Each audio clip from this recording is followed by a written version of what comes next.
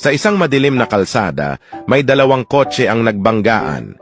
Yung driver ng isang kotse ay lalaki at ang isa naman ay babae.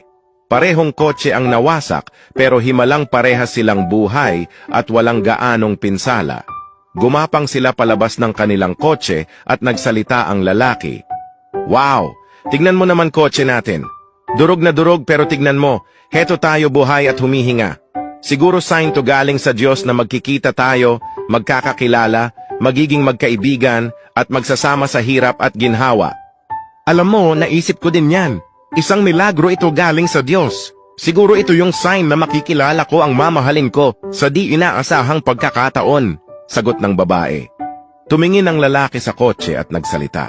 At tignan mo, durog na yung kotse natin pero yung isang bote ng alak ni hindi man lang nabasag.